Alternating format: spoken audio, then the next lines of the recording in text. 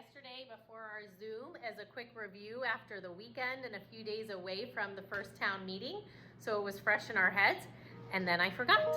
So I'm adding it today because after this lesson, you're going to be comparing this text, the first town meeting, to our first short read text about solving problems. And the main idea of that one, solving problems, was that different levels of government work together to help citizens solve problems. We have a very similar main idea in first town meeting. Town leaders work together to help solve a problem. But let's just go through and complete this page in the packet that is summary sentences of the story. So your packet that I refer to is this one. It has the BDA we did on the front page. And today we're looking at page 6. So on page 6, I have what are called sentence stems or sentence starters to help you read through. You've already read the text, so that's the place where you want to start when you're summarizing. We've already underlined the key events, and we've already written summary sentences of our own in the margins. So now we're just going to review the plots and events of the story and fill in these blanks. So let's just go take a look at what's here. It says, first, War has blank blank in this passage from a book called The People of Sparks. Well, we can go back to the text, and in the text, I'm going to look for the clue word war. Can you look at your text?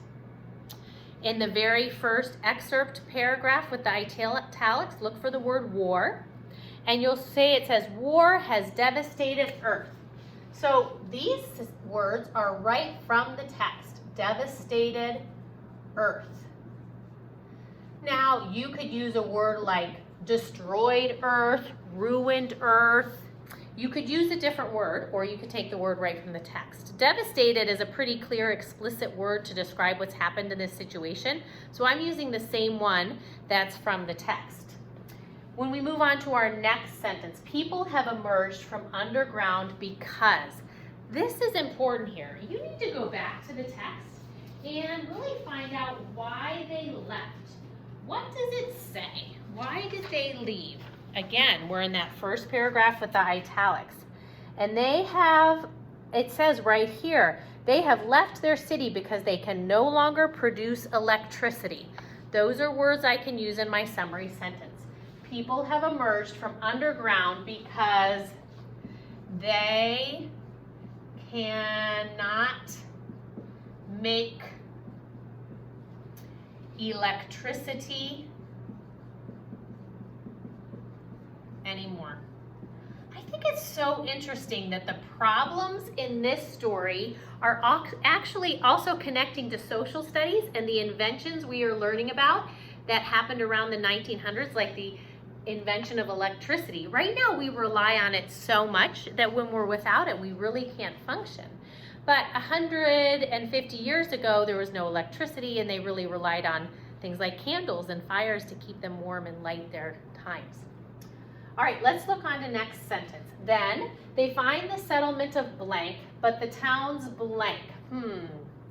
Okay, what was the name of the settlement where they found? They found the settlement of Sparks, it's called. So I'm going to capitalize that because it's a town. Make sure my S looks like a capital. And the town's what? Who in the town was doing something? Who was it? The town's leaders.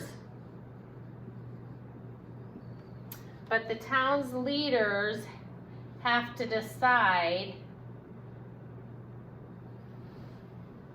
But the town's leaders are unsure if they should stay.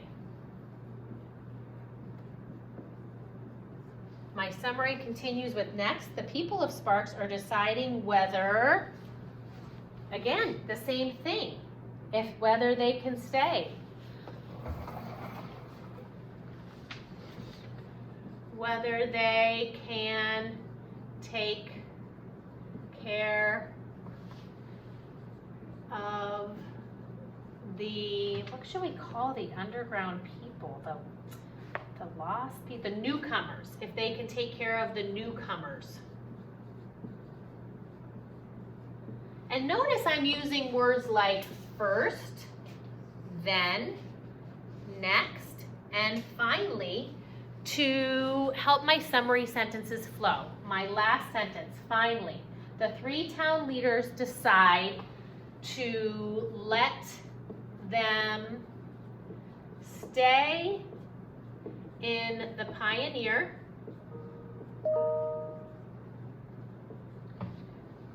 and work in exchange. Let them stay in the Pioneer, comma, feed them, I'm going to add that, and work in exchange. So I want you to finish up your summary sentences. You can use your own words. You can pause this and try and write mine. But I know it's here in your head. So trust yourself and write what you can. And then you can move on to the compare and contrast part of the lesson. Thanks.